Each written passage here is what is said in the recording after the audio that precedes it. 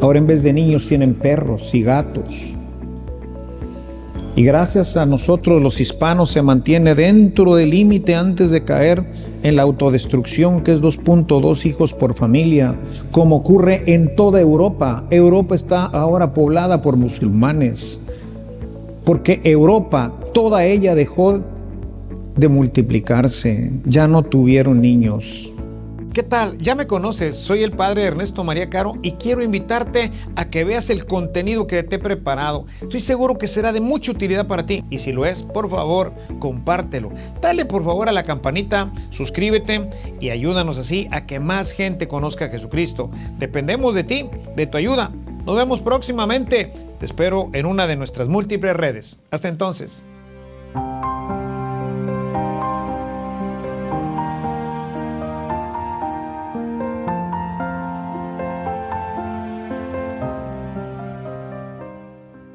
La semana pasada hablábamos un poco acerca de la importancia de darle al Señor lo mejor de nuestra vida y no solamente aquello que nos va sobrando. Él merece siempre una respuesta y todo esto lo hacíamos en el contexto de que particularmente en México este mes, o en Monterrey, este mes está dedicado al seminario, pero bien vale la pena reflexionar sobre este tema de la evangelización. Así que la semana pasada comencé con este evangelio que vamos leyendo de Lucas sobre todo este tema de darle al Señor lo mejor de nuestras casas, ¿no? Hoy el texto nos lleva un poquito, también basados en el texto de Isaías, en un envío, en esta respuesta al Señor, que muchas veces a su voluntad, a lo que Él nos pide, siempre tratamos de encontrar alguna excusa que justifique por qué no lo hice o por qué no lo voy a hacer. Es que muchas veces el hacer la voluntad pues va a implicar, como lo veíamos también la semana pasada, darle al Señor lo mejor, pues va a implicar de nuestra parte a veces pues un esfuerzo, a veces incluso sufrimiento, ¿no? Yo quisiera por ello orientar nuestra reflexión de esta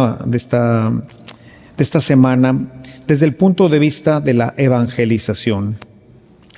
Me parece evidente para todos nosotros, creo, ojalá y compartan mi visión, que la situación caótica que vivimos en nuestro mundo es clara, iniciando muchas veces desde nuestras propias familias con la división, la falta de diálogo y llegando incluso, como hoy tanto se habla, de la violencia familiar, que no siempre tiene que ser a golpes. Dicen que la violencia que más lastima al ser humano es la violencia interna, la violencia que hacemos con nuestras palabras, con nuestras actitudes, cuando ofendemos, cuando humillamos a la esposa, al esposo, a los hijos o a los padres. Eso es violencia familiar. A veces solamente decimos, no, en mi casa no hay golpes o no hay pleitos graves. Pero pensemos un poco cómo también probablemente en nuestras casas se da esta situación. Ni qué decir en el mundo en donde hoy vivimos, en un escenario pues bastante complicado. Veamos la situación económica, política, social, no solamente aquí en los Estados Unidos, sino también en nuestros países de origen. En algunos la situación pasa más que de ser caótica a ser terriblemente grave. Esto pues nos tiene que invitar a tomar algunas acciones, porque la sociedad trata de justificar todo esto con argumentos de tipo social, político, económico o psicológico, ¿no? La verdad, mis hermanos, es que en el fondo se trata de la acción del enemigo de Dios, buscando destruir esta obra maravillosa que somos nosotros, sus criaturas. Estas criaturas a quienes, como nos dice nuestro hermano Pablo, ha llamado a que seamos verdaderamente hijos de Dios y busca destruirnos. Esto lo ha tratado de hacer desde el paraíso, cuando invitó a nuestros primeros padres a desobedecerlo, a no hacer lo que Él les pedía. Del árbol que está al centro del paraíso no han de comer. Sin embargo, convencidos por el enemigo, finalmente decidieron hacer lo que les dio la gana, basados en sus apetitos, dice el texto, y viendo que el fruto era bueno, apetecible para comer, pues tomó de él y comió. En este esfuerzo tenaz del enemigo busca de todas formas, ante todo, evitar que se evangelice, que el evangelio de Cristo llegue a nosotros, porque sabe bien el demonio que el evangelio es el antídoto ante esta acción del demonio. El demonio que infunde en nosotros odio, rencor, envidia, angustia, soledad, tristeza.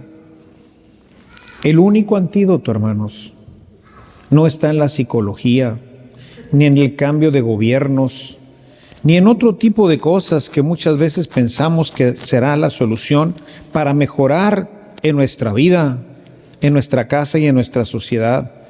El antídoto es solamente el evangelio. Es el antídoto contra el egoísmo, la soberbia y la envidia, que son los generadores de todos los males que hoy acontecen en nuestra vida y en nuestro mundo. De manera que Él va a buscar con todos los medios que pueda evitar que se propague por el mundo la buena noticia de Jesucristo. Y vean ustedes que ha tenido bastante éxito. La gran mayoría del mundo hoy no conoce ni siquiera el Evangelio. De los 7,000 millones de personas que habitan este planeta, menos de 2,000 millones conocen el Evangelio. Y de esos 2,000 millones, ¿cuántos verdaderamente la viven? ¿Y cuántos de esos 2,000 millones la comparten?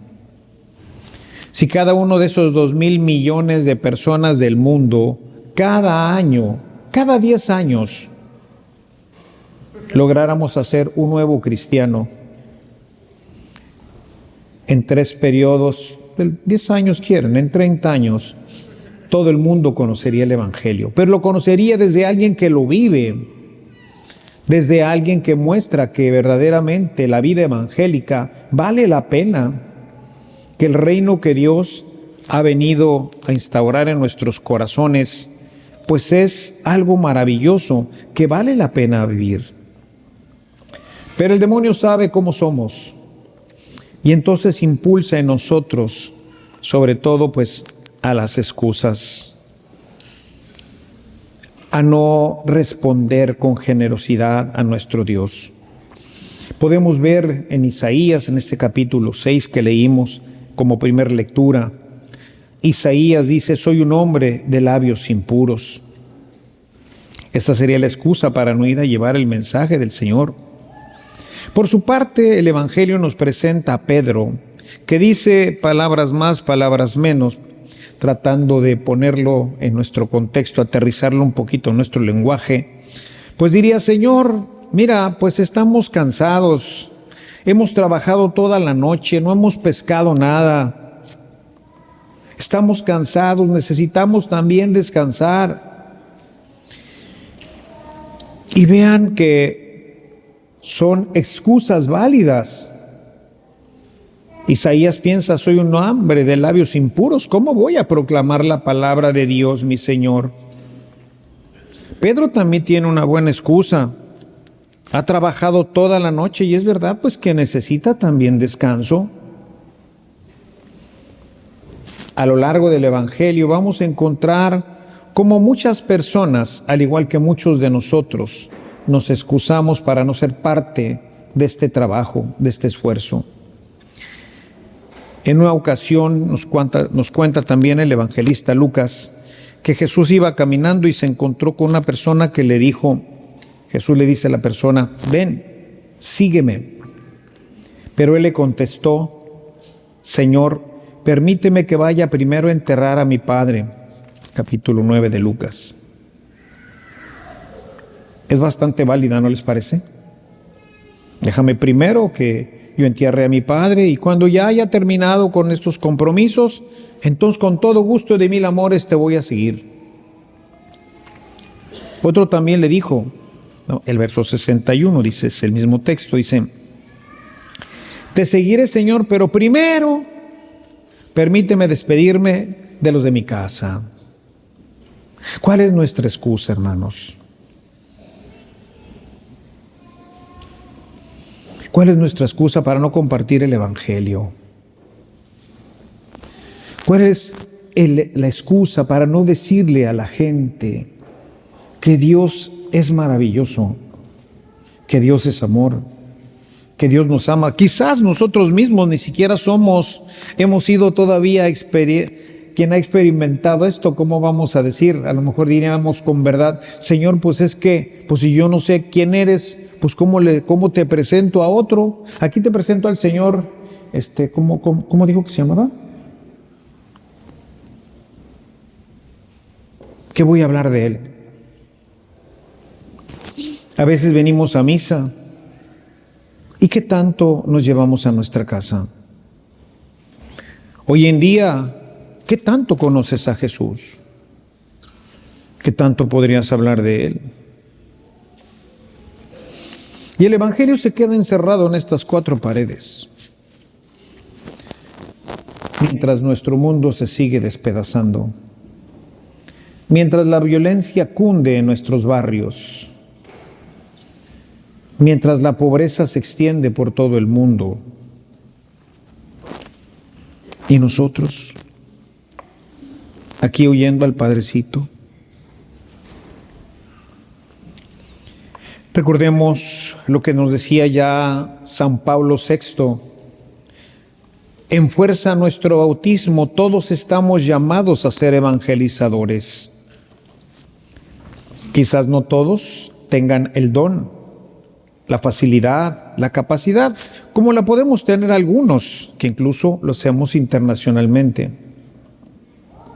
Pero ¿de qué sirve si cuando uno viaja internacionalmente y predica como hoy a 600 personas, esas 600 personas salen de este templo igual que como entraron? ¿De qué sirvió?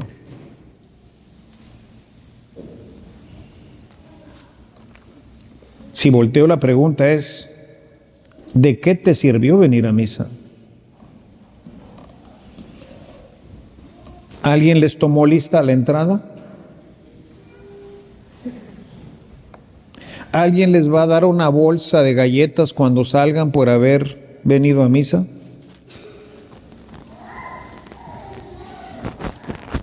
¿Por qué viniste? Venimos a nutrirnos para saber qué decir. Anteriormente, cuando se celebraba en latín, no había como hoy tantas fórmulas para despedir a la comunidad. Solamente existía una y existió por siglos y siglos y siglos, que tampoco le hicimos mucho caso. Porque también llegó el momento en que pues, el pueblo ya no sabía latín y por eso volvimos a la lengua vernácula. La misa terminaba con estas palabras: ite missa est. Así terminaba en latín. No quiere decir la misa ha terminado, vayan en paz. Eso no dice.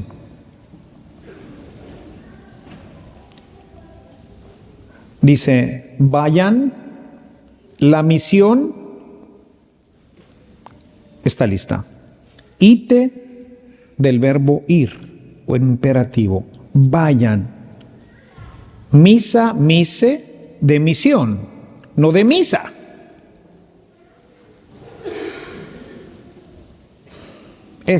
Ya está. Vayan. La misión está lista. ¿Dónde? Pues en tu casa, compadre. En tu vecindario. en tu escuela, en tu fábrica, en tu empresa. Ahí está la misión. ¿O ustedes creen que la misión es en África? No, hermanos. 5,000 millones de personas. ¿Creen que las 5,000 millones están en África y en Asia? ¿O en medio de la jungla del Amazonas? No, hermanos.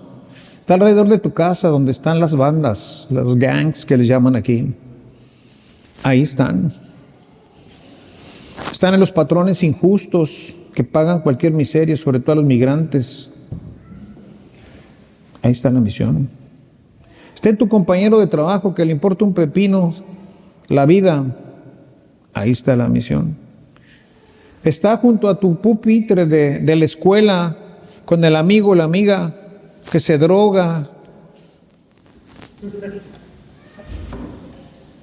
que ve pornografía y que hace tantas cosas que le envenena. Pero no decimos nada.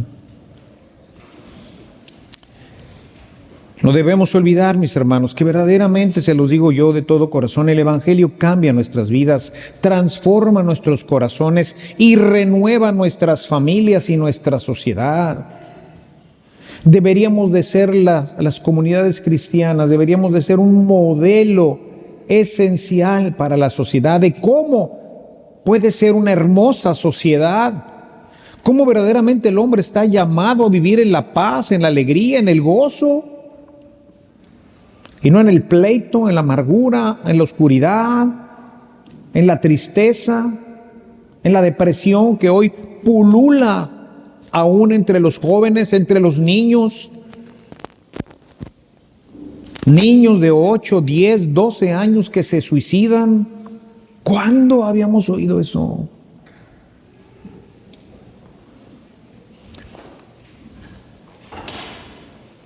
Es la falta de Dios. Me parece, porque así ha ocurrido en mi vida, que quien conoce esta novedad, sin dilación busca que los demás también la conozcan. San Pablo, que vivía esta transformación, o que vivió esta transformación tan profunda en su vida y en su corazón, lo llevó a ser una persona de un corazón, era una persona de un corazón duro, de una religiosidad aparente. Parecía perfecta. Al menos así lo dice en su carta a los Gálatas, en capítulo 1, verso 13. Pero él se da cuenta de que está lejos de conocer al verdadero Dios, y cuando lo conoce, su vida cambia, se transforma, se convierte en otra persona. Y esto es lo que llama San Pablo en su carta a los Efesios, el hombre nuevo. Un hombre que nace del Espíritu, que nace en el momento de la aceptación personal a Jesucristo, cuya vida experimenta continuamente como el reino de la justicia y de la paz y del gozo que produce el Espíritu Santo en cada uno de nosotros, se va desarrollando y va creciendo. Pero ¿cómo sucederá esto? Dice Pablo también en Romanos, más que en el capítulo 10. ¿Cómo sucederá esto si nadie va, si nadie les predica, si nadie los invita, si nadie hace algo? Y en lugar de eso siempre decimos, quizás como Isaías, no sé, tengo miedo. O como Pedro, hoy no puedo, tengo tarea que hacer, o tengo otras cosas, o qué sé yo cuántas nos inventamos. Finalmente, el Espíritu Santo y el Evangelio se queda aquí. ¿Y saben para qué sirve aquí? Absolutamente para nada. Dios envió el fuego a la tierra para que se esparciera. Creo que todos ustedes, seguramente, si no es que les tocó tener familiares allá en Los Ángeles, supieron del terrible incendio, que es uno de los peores que han ocurrido aquí en los Estados Unidos, en los que arrasó el fuego miles y miles de hectáreas, llegando a ciudades, destruyéndolas completamente. No respetó ni a pobres ni a ricos, no respetó nada el fuego. Era un fuego que se extendía, se extendía, se extendía y no había forma de pararlo. Así empezó el Evangelio hace 2000 años, como un fuego que Dios envió a la tierra. Y así como pasó en Los Ángeles, así aquí en la tierra. Crecía y crecía y crecía y crecía.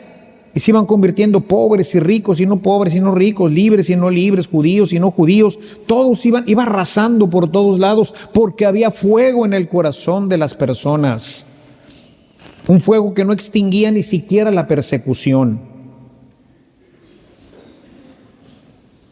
Y hoy a veces con una rocerita de agua nos apagan.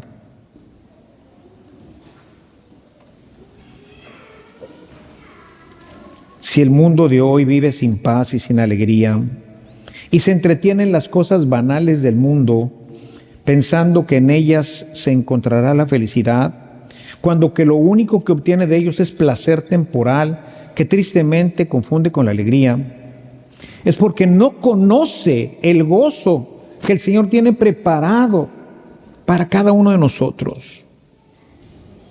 Si tú no lo conoces, si tú no has experimentado este gozo, búscalo. San Agustín era un hombre que buscaba este fuego y tardó mucho, lo conoció a los 33 años. Su mamá, cristiana, pero nunca lo quiso bautizar, pues dijo, no, Agustín tiene que encontrarlo por sí mismo. Y en esa búsqueda, un día entrando a la catedral de Milán, se encontró también con un santo, es decir, con otro que traía el fuego en el corazón. San Ambrosio. Y estaba leyendo un evangelio que decía, ¿de qué le sirve al hombre ganar todo el mundo si finalmente se pierde a sí mismo? Se quedó turbado San Agustín, las palabras tocaron profundamente su corazón. Esperó a que terminara la misa, iba acompañando a un amigo y fue a buscar a San Ambrosio. Y dijo, padre, ¿qué quiere decir esto? Dijo, si quieres saberlo necesitas empezar a venir a las catequesis. Y San Agustín empezó a venir a las catequesis y conoció qué significaba eso y se dio cuenta que su vida precisamente iba caminando hacia allá y cambió completamente y se dejó tocar por Dios. Y no solamente se convirtió, sino que además es santo y además es doctor de la iglesia. Y era más pagano que todos ustedes juntos.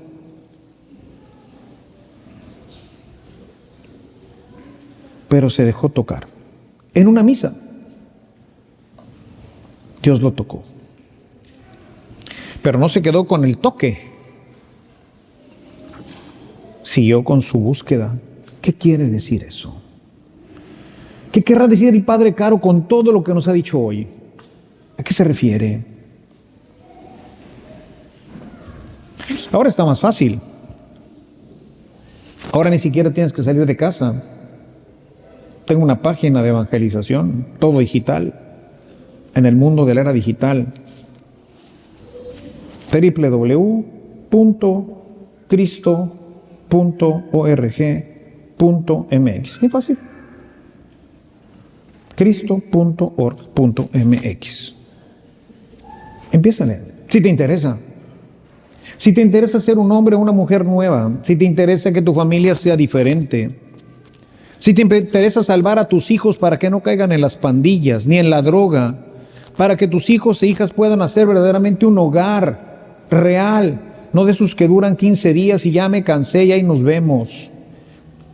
Hogares en donde precisamente porque no se aman y no se conocen terminan con golpes, con pleitos que no pueden y no saben cómo detener. Y por eso nuestras prisiones están llenas.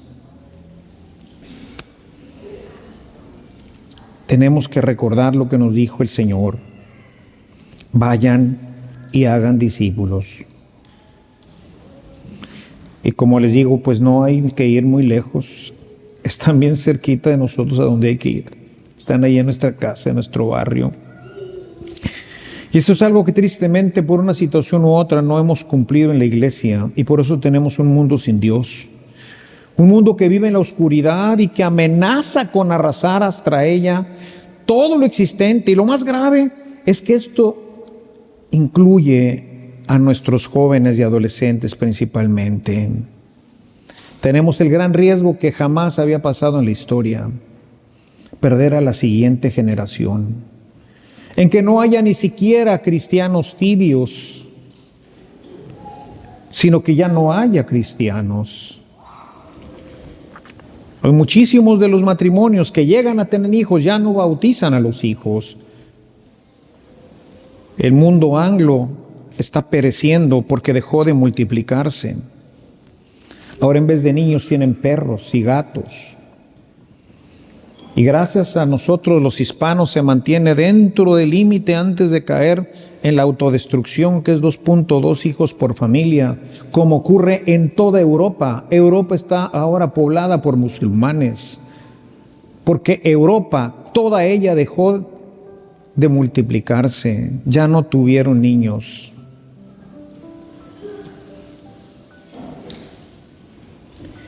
Y hacia allá vamos, tristemente, también nosotros. Esto es como un torbellino, hermanos, como uno de esos tornados que jala y arrastra y sumerge a la parte más vertiginosa del tornado a nuestros jóvenes y a todos nosotros, destruyéndolos. Para ustedes esto es algo que conocen bien, particularmente en toda la mesa central. Respondamos hoy con generosidad al Señor, hermanos. Meditemos esto que les he dicho. Nadie puede decir, yo no puedo hacer nada. Nadie. Algo puedes hacer. Nadie puede decir, yo no soy predicador. Yo soy como Isaías, un hombre de labios impuros. He sido un pecador. Nadie puede decir, es que estoy muy cansado. A lo mejor hoy sí, y mañana también, y pasado. ¿Y siempre estás cansado? No tengo las herramientas, pues búscalas. Todo esto, mis hermanos, si realmente entendemos quién es el que nos lo pide. Jesús es el que nos lo pide. El Hijo de Dios te lo pide hoy a ti directamente. Y cuando Él nos pide algo, es porque ya nos lo dio. Es verdad, a lo mejor no te dio una red, te dio un anzuelo. No espera que le traigas a la iglesia 5,000, ni 3,000, ni 2,000. Un pescadillo. Uno de tus compañeros de trabajo, uno de los compañeros de tu escuela, uno de tus vecinos, uno. Pues es que no me diste red, Señor. Me mandaste con un anzuelo, pero aquí te traigo este pescadón. Me puse a jalar. Me fui al lago. Estuve hasta que cayó uno. Pedro finalmente dice, la verdad, Señor, no creo que vaya a pasar nada. Pero en tu nombre, porque tú eres el que me mandas, en tu nombre tiraré las redes. A ver qué pasa. Como dicen los americanos, at least try. Inténtale, por el amor de Dios. Eso hizo Pedro. Dijo, ¿quién sabe qué va a sacar? Este amigo, ¿qué rollo? Es carpintero, ¿qué sabe de pesca? Pasamos toda la noche allá dentro del mar y está diciéndole, aleja un poco más la barca hacia el centro del lago. Pero no estaban muy lejos, porque la otra barca luego llegó porque si no se hubieran hundido. Dice que se estaban hundiendo de tantos pescados. Y no solamente la llenó, sino que la recontrallenó, de tal manera que las dos barcas se estaban hundiendo, iban hasta el tope de peces.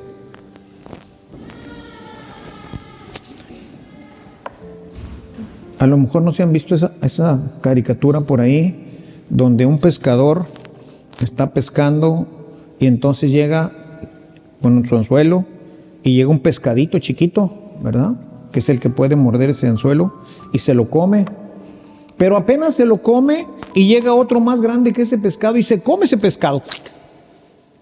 Más grande. Y luego después de ese viene otro pescado que se come ese otro pescado más grande. Y luego al final viene otro pescado que se come ese pescado y es tan grande que tira al agua, que arrastra a la barca. Es una caricatura. Entonces la barca va, porque el pescado es tan grande, pero él tiene un anzuelito. Pero la hora no es nuestra. Él no va a tirar la caña. La caña la tienes que tirar tú. Él va a hacer que muerda un pescado y detrás de ese otro y detrás de ese otro. Claro, el que le dio red como a mí, pues espera que le lleve un montón, ¿verdad? Pero no a todos les dio una red. A cada uno, como dice el Señor, de los talentos, dice, a cada uno le dio según sus capacidades. Pero a todos les dio lo suficiente para que pudieran realizar la obra. Pensemos y meditemos que quien nos ha mandado tiene el poder suficiente para realizar la obra que nos ha pedido. Pero esta obra, como les decía ahorita, mis hermanos, no se realizará si nosotros no tiramos nuestro anzuelo. Si no usamos nuestro anzuelo, estaremos perdiendo a nuestra última generación y con ello la esperanza de que nuestro mundo viva en paz y feliz. No desaprovechemos la oportunidad y ayudemos a nuestro Señor en esta gran pesca.